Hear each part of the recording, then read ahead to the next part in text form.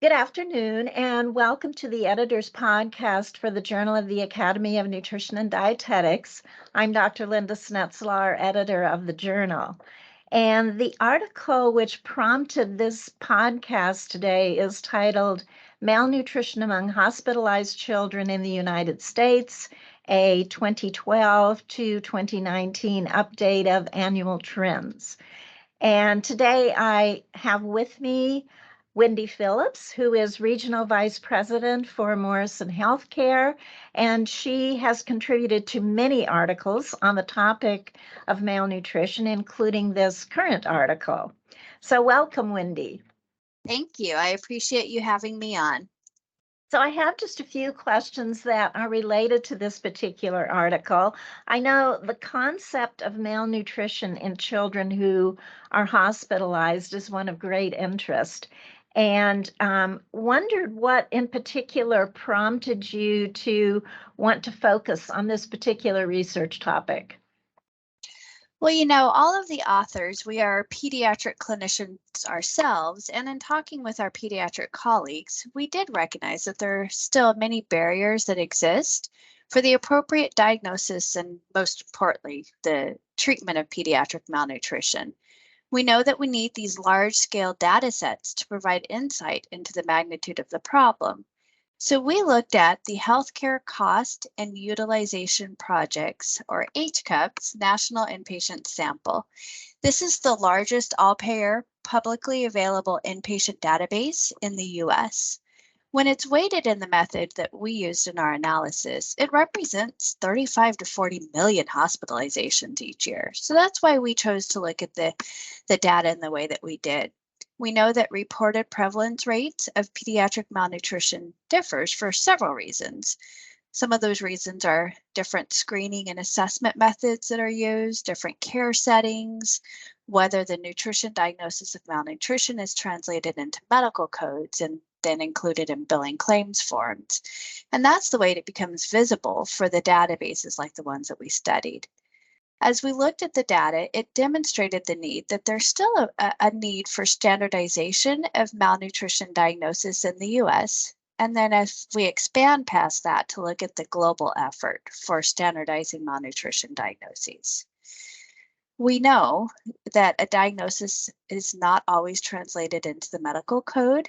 And if you take a look at the examples in the article itself, you can see some of that experience. All of us authors are also dietitians and other clinicians with a research and quality improvement focus. So we wanted to be able to use this data set to really provide important information that can be used by others and ourselves for quality improvement efforts related to pediatric malnutrition, really to help improve pediatric malnutrition screening, diagnosis, and treatment rates. So the data that we published in the article can be set for baseline rates to compare your own data against in a benchmarking form. It's also important to us to understand which age groups are at the highest risk for malnutrition. This is how we're able to focus our prevention and treatment efforts. And as we knew in our previous studies, and it continue to show now, children younger than 1 year are still the most likely to have malnutrition. So again, that's that rapid growth phase that we need to focus in and prioritize nutrition interventions. And then lastly, as we look as a group of pediatric clinicians, we know that it's really important to evaluate the effectiveness of our individual treatments for individual patients, and also population-based interventions to treat or prevent malnutrition. That way we can improve both patient and societal level outcomes. So as an author group, that's why we decided to focus on this topic. Thank you. What is different about malnutrition when we look at the hospital setting, let's say compared to other settings where we focus on malnutrition? Sure. So in the hospital setting, it's often focused on that acute illness that is causing the need for hospitalization. So you typically have a shorter length of stay compared to other care settings. And in other care settings, you get a little bit more time to monitor growth and development over time. in comparison to that relatively short hospitalization period. Also, there's a lot of interventions happening in a shorter time period in the hospital.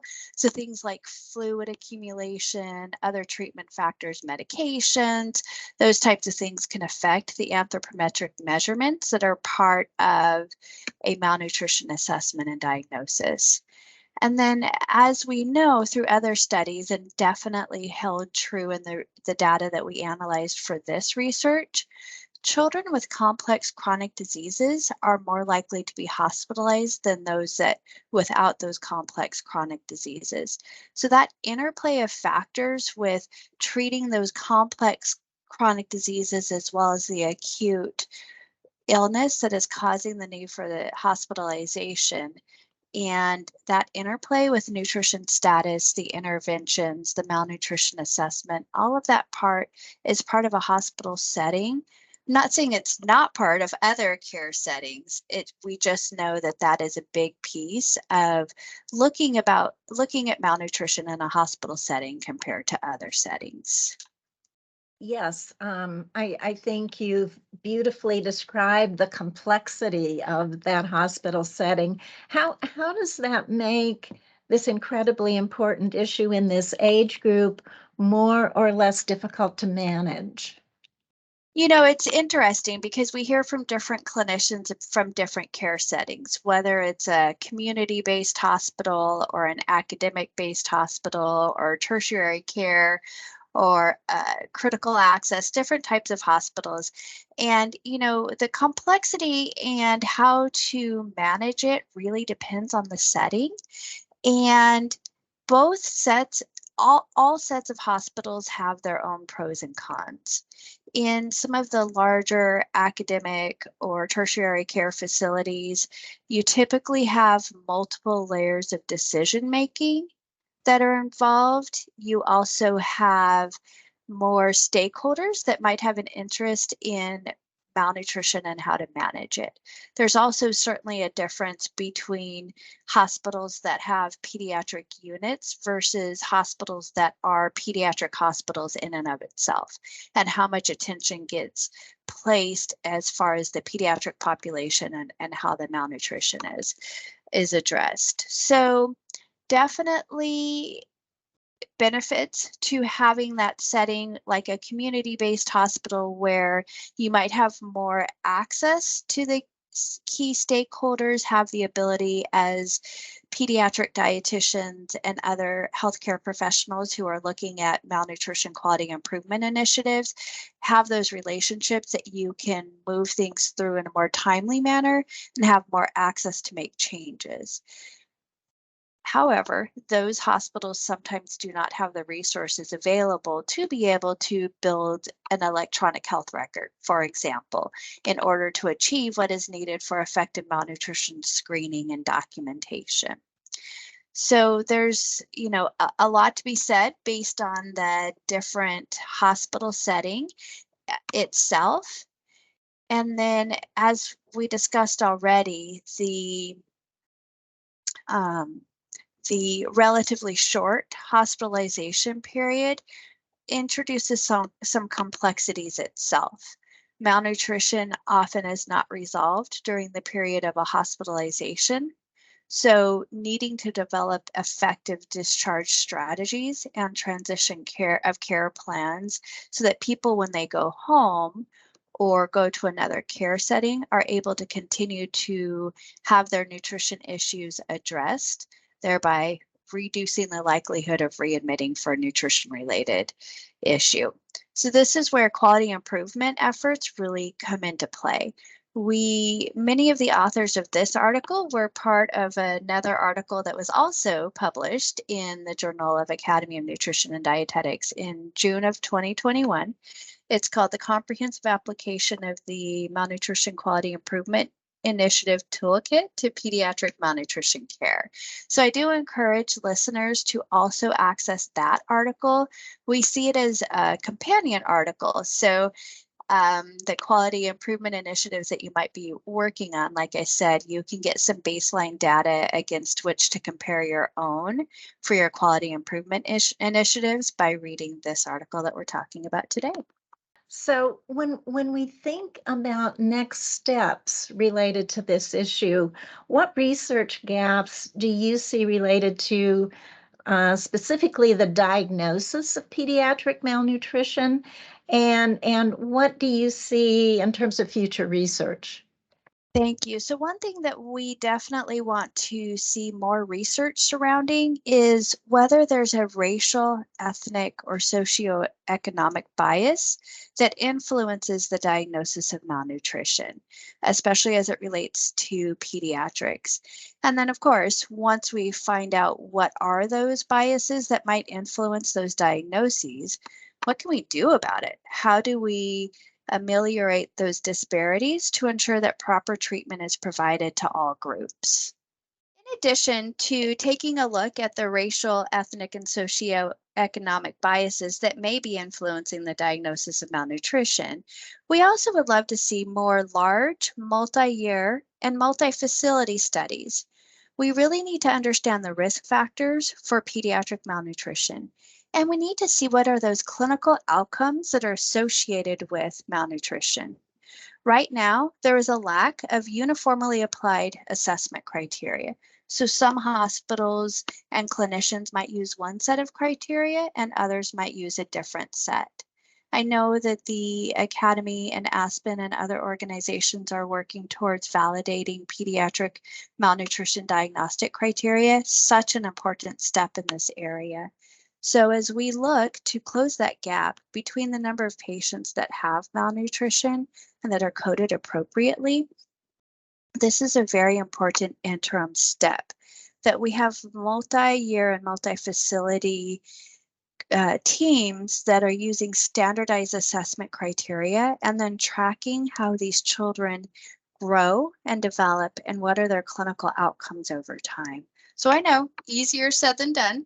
Those types of studies are challenging and expensive, but they're very, very important for us to have a bigger research group and better data for us to evaluate. And then finally, we really need to have a big focus on the medical diagnoses being transferred to or translated into codes so that they are really included in these national data sets, such as the HCUP data that we used for our study.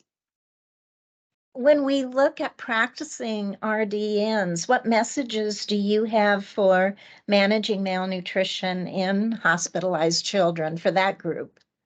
It's such an important conclusion to take away from today's conversation. And I appreciate the question because what we're really hoping that people do is take this data and use it as a starting point for quality improvement initiatives in your own facilities. We recommend that you work with your teams to develop interdisciplinary pathways. This way, the entire care team and the patients and their caregivers are working to support the screening, diagnosis, and treatment of malnutrition. Taking care of patients with malnutrition is not just a function of the clinical nutrition team, registered dietitian nutritionist, but rather the entire care team.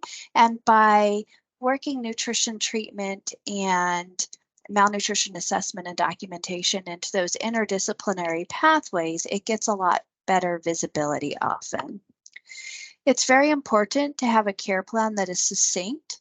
It's documented in an interdisciplinary section of the chart so that other clinicians are in the habit of going there to see what that care plan is and to see how they can help to address the malnutrition.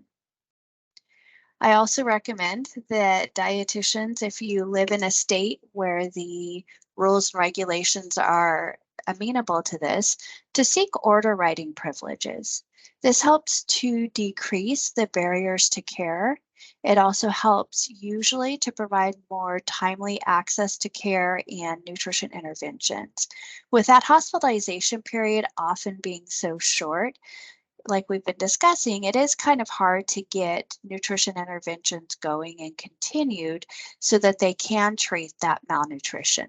So registered dietitian nutritionists having order writing privileges usually will help get the nutrition intervention started in a more timely manner and be more effective. It's also very important that you establish regular monitoring and evaluations based on the patient-specific goals. Make sure they're time-bound and achievable within the hospitalization period. And then, like I said before, make sure that you include a discharge plan. From the second that a patient gets hospitalized, they're already thinking about their discharge plan because they're ready to get back outside of the hospital. And that's what we want to do as well. Thinking about what are those underlying factors that we need to address on an outpatient basis so that we can include that planning for our interventions that start during the hospitalization and then follow them through to the next care setting or to home. Thank you so much. Very important and also very detailed ideas for RDN. So thank you so much for that. And just to conclude, I so appreciate your responding to my questions. This particular topic, I think, is just critically important, and especially this age group. And I so appreciate your time today and talking with me. Thank you so much. I appreciate the invitation.